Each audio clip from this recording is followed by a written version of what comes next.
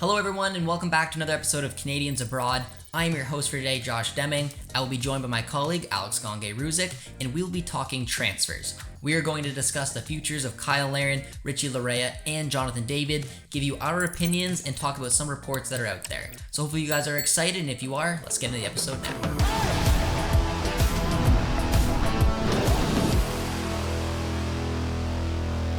All right, Alex, we are going to start things off with Kyle Larin because there's a lot of transfer speculation surrounding him. And right now, he was purchased for around 1.5 million euros from Club Brugge to Real Valladolid. What do you make of that? Because the news is that he's probably going to be flipped to Mallorca. Yeah, it seems like a tiny piece of business from Real Valladolid because we weren't sure if the clause they had for Kyle Larin to buy him included relegation, and it sounds like it does. And reports indicate it's around a $1.5 million bid, and that's a great piece of business because after the half season he had, and all the goals he scored, 8 goals in La Liga. Teams are interested in what 5-10 million has been kind of the price thrown about. Of course, we saw the 30-40 million buyout clause, but as we mentioned, that's just Spanish law, and that's requirement. But teams do look to be able to have him for 5-10 million, which is a bargain for a striker, and it's kind of a win-win because Valladolid gets a chance to make a sale that will allow them to boost their squad and potentially make a return back to La Liga soon. Larin gets a move within La Liga, and I guess Bruges gets a bit of money for a player that a few months ago they viewed as someone worth getting on loan at getting rid of on loan at any cost. So kind of a win-win on all sides. And Mateo Moretto is reporting right now that after getting purchased, Mallorca are negotiating with Kyle Larin. At the moment, it's not done. There's an agreement that needs to be decided with Valladolid, but there were a lot of clubs that were interested in Larin. We know that Valencia was interested, but there were some financial issues there. Osasuna was up there, Real Betis. What did you make of those other clubs, and do you like the landing spot? Yeah, I think Mallorca again steps very well into that list of teams that should be looking at Larin, which is kind of teams in that mid table of La Liga, and Mallorca did well to finish 9th this year. And what's kind of nice as well is that like an Osasuna, who was another one we looked at, especially given their participation in European football next year, is that Mallorca struggled to score goals, just 37 goals, which again amongst the top 10 teams, the 2 teams who had scored the fewest goals, Mallorca, Osasuna. So I think teams who need a striker, especially someone who can kind of be that final piece for an already, a team maybe that generates chances, that can, get the ball up front, but just maybe are struggling to put it in the net. As we saw with Larin with Valladolid, he didn't need that many chances to put the ball in the back of the net. So maybe some teams like Mallorca, it makes a lot of sense given their need for that finisher up front. Now, I want to get your opinion on something. This is pure speculation on my part, but I do think it makes sense. As you know, when many Canadians make transfers in Europe, some work out well, some don't. Seeing Kyle Larin, that is a perfect example. When he was in Belgium, it was a disastrous spell. He goes over to a top 5 league, to La Liga, does unbelievable with Valladolid. But now that Valladolid are relegated, I thought that this could be an option. Is that, yes, sign him permanently, which they did. But what about loaning him to a club for a season and then seeing if Valladolid can bounce back and then you get him back on loan? Because obviously it's not easy to fit into a top 5 league, fit into a league, into a club and play well. And I think Kyle Larin proved that he could do that. So it's almost like a win-win, if you know what I mean. He still spends this next season up on loan in La Liga, hopefully continues to score goals, and then he can go back to a club where he knows that he's successful. Do you think that could potentially be a possibility? Do you like and do you get what I'm saying, or would you prefer him just to get an easy transfer away? Yeah, I mean it's a solution, right? I think there's also one where sometimes as a striker going down to a second division and scoring a bunch of goals also isn't the worst thing. But I think it's something where with the World Cup coming up in 2026 and just the competition in Canada's squad, you kind of want the most stability that you can. And I think another year on loan where you kind of don't know where you're going to end up after. You've already spent the last year, at 2 different clubs. You're at a club a year before that. I think just any sort of stability will help. So if Kyle Larin is able to go to a proper mid-table team, sign a contract, and hopefully they stay up and he can stick there, I think that will be huge for him because, the thing is about his move to La Liga was, Valladolid or Cadiz. It was teams that were fighting to stay out of the relegation zone. Now teams in the mid-table are looking at him. I think that if he can sign a longer-term deal, not like 5, 6 years, of course, but a 2, 3, 4 year deal where he can stay and build and get a bit of a resume over the years. That would be huge for his World Cup hopes. With 2026 coming around, wanting to keep a starting spot, because he just, as a striker, you want as much stability as possible. And I think after the year he's had, I think he deserves an opportunity like that. I totally agree with you, and I really hope that Larin can find a place where he can call home for a few seasons in La Liga, because we know that he is a Canadian thriving there, and there could be another Canadian thriving in La Liga as well. As friend of the channel, Joshua Cloak tweeted this out. Could last night's disastrous loss be Richie Laria's last match for TFC? TFC's MVP heads to the Gold Cup soon with his loan deal expiring on June 30th. It doesn't sound like there's been a lot of discussions with the club. Larea is weighing Euro options and has La Liga interest. Very juicy tweet there, Alex. What do you make of it? And do you think La Liga could be a good home for Richie?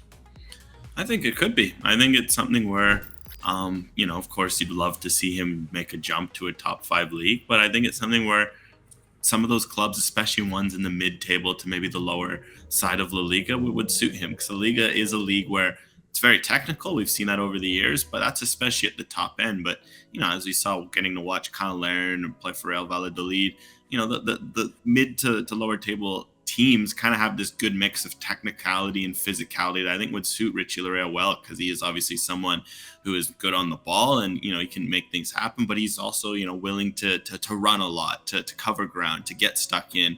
And I think at a club like that, where if he can get a fullback role and kind of get the freedom to do that, I think it would do well, and I think it would be a nice step up versus somewhere like the Championship, where it was, it's a very physical league, it's a very demanding league, and sometimes for someone taking a step up from a level, it can be a lot all at once. And of course, again, the league is a top 5 league. It's not saying it's going to be a walk in the park, but as we've seen, there is a bit of a good correlation of guys who go from MLS and go to clubs like that.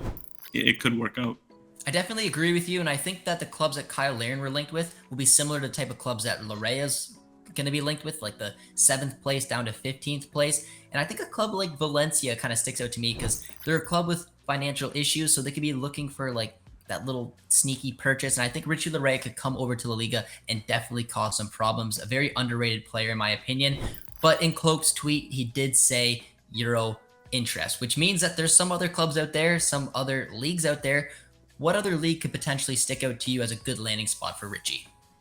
Yeah, and there's a few, and I think to kind of elaborate on the point, it kind of would tie into what we think about him with Liga, because I think, it's something where you could be like, okay, why would you see Richie Larea as a fit in La Liga?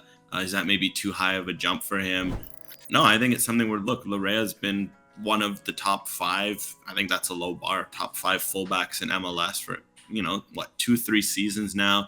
I think we've historically seen that players who kind of fit that mold can make that jump at the bare minimum to lower ends of top 5 leagues. So to add to La Liga, I think a Bundesliga could also be an interesting league, a bit more technical, of course. But I think, again, Larea's technique, he's shown that he can be very technical, can do well.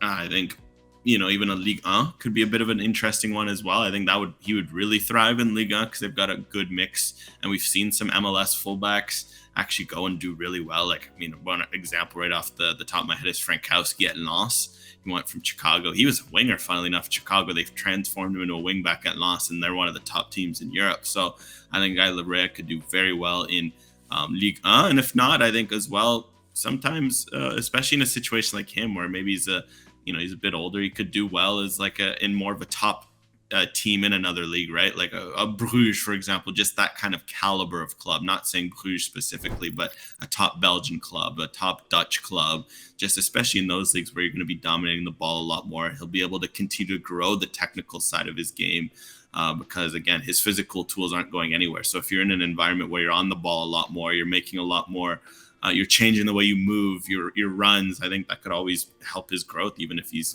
still 28, 29. Yeah, you stole everything I was going to throw back at you. I was going to mention the Bundesliga mainly because there's a history of North American players doing very well, players coming over from Major League Soccer, cough, cough, Alphonso Davies. I do like it. It's a very attack-minded league. I know that fullbacks thrive in this league, and I'm picturing like maybe a Hoffenheim or a team that plays with wingbacks, and I think Richie could easily slide in there. And then I was going to say, on top of that, maybe a top team in like a Belgium, a Netherlands, Because you mentioned them all, I am going to throw it back to you one more time. What about a Turkey? I know that there's a lot of Canadians who've been linked to Turkey in the past, but maybe a Galatasaray, Fenerbahce. There's been some of their players that are linked to new clubs. Could that be an option for him as well? That was absolutely one I was thinking about because, again, if we're looking for, you know, past examples, like Sam Adekubi showed that, someone of his level, a Canadian, can do well in Turkey. And I think Lorraine Adekubi, as we've seen, very, very good fullbacks who have similar levels. And I think a guy like Larea would do well in a Turkish league, especially on one of those top clubs. So if there's a good opportunity that arises, say a team needs a right back or something of the sorts, why not? Finally, Alex, the last player we are going to touch on today is Jonathan David. You guys know we had to touch on him, but there's reason for it. I've mentioned a few times that the striker transfer window is going to be crazy because it's going to be a domino effect. One big name is going to go, and it's going to lead the way for the rest. That first big name looks to potentially be Harry Kane, who's been linked to Bayern Munich right now, potentially a bid of 100 million euros to take him away for Tottenham, which means Tottenham would then need a striker. Jonathan David's name's been linked with Tottenham in the past. We know that Vlahovic needs to be moved. Osimhen, these Muwani, these strikers need to go. Alex, I've been preaching Tottenham and David for a while, mainly because Postecoglou I think would be a perfect manager for him. What would you make of that fit if indeed Harry Kane leaves and David comes in? I think it's one that would make a lot of sense, right? I think, of course, Bayern also is one of those, but they obviously want a big number 9 at Bayern. They obviously miss Lewandowski. They saw that replacing him by community didn't work last year, so they're going to get a guy in a Kane who I think will be a great addition. And all of a sudden, that leaves Tottenham as a perfect club, especially the new era, under Postecoglou.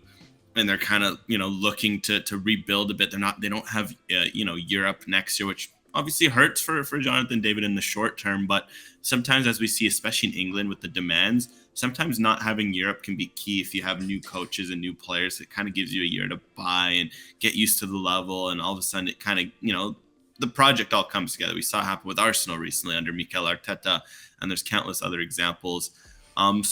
For David, it would make sense on that regard. And then I think just to look at the team, there's still some good pieces. And I think what's fascinating too is I love the signing of James Maddison that they made pretty much today as of recording, because I think him, Heung-min Son, and Jonathan David, those are 3 players that would complement each other very nicely. Son's such a versatile, flexible player. Maddison as well, a number 10, yes, but he can play out wide. He can kind of play as an 8 at times. I just imagine a fluid front 3 of those, right? Like imagine Maddison and Son playing underneath David. You could also put David as a pure 9, Maddison as a 10, Son as a left winger, and then get a right winger that could complement that trio if you're confident in your midfield. There's so many combinations that could work there. And I think that's something where if you let those 3 kind of grow, that maybe they have a huge season, and then who knows what happens after that. So I love the fit there. I really think David to Tottenham makes so much sense, but Postecoglou's got a lot of work to do with this side. It was built in that very negative defensive way, that 3-4-3, Conte Mourinho defensive style football.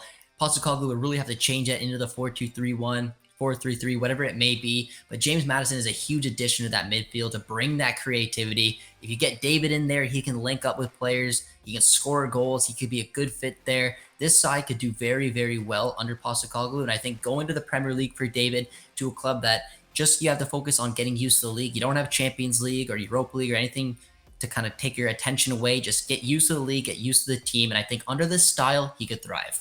But Alex, I want to ask you about a best case and worst case scenario. Just realistically, if you think that David would go somewhere, where do you think the best case is for him personally? And where do you think the worst? And then I will give you mine. Best case, well, I guess we'll see, right? I think a best case still would be a club like a Napoli or Tottenham. I think you could throw that in again for that Premier League, especially now that the dominoes are ticking there, and you see the spot opened up in that regard. And I guess worst case really is, the dominoes don't necessarily fall in his favor, and he maybe ends up staying at a Lille, right? Because he still has a year on his contract, and it could be something where just things don't line up. Maybe the striker market ends up being a bit slower than expected. So maybe he ends up staying at a Lille, or maybe last minute they end up kind of making a panic move and, moving him maybe when it's not the right fit. So hopefully the dominoes continue to fall and it opens up the doors for Tottenham, or a Napoli or something like that. But we'll see. For me, I'm going to stick with Tottenham. I just think that it makes too much sense. The league he wants to go to, replacing a player like Kane, hopefully having starting minutes and having a manager that I think will back him. Worst case for me, I'm going to stick with the Prem, but different circumstances. Going to like a Newcastle, going to a club that has options there that makes it a lot more difficult to break into the starting 11. They have Callum Wilson, they have Isak, they have options there. And if you just add maybe a depth piece because they have Champions League football, I don't think that will play into the hands of David. I think he needs to go somewhere where the opportunity to start and playing the system is there, and I think that's Tottenham. I can't wait to see where these three players sign this window. This could be one of the biggest Canadian transfer summers ever, and we are here to cover it for you. But unfortunately, that is all the time we have for in this edition of Canadians Abroad. I really hope you all enjoyed it, and if you did, be sure to tune in for next week's update.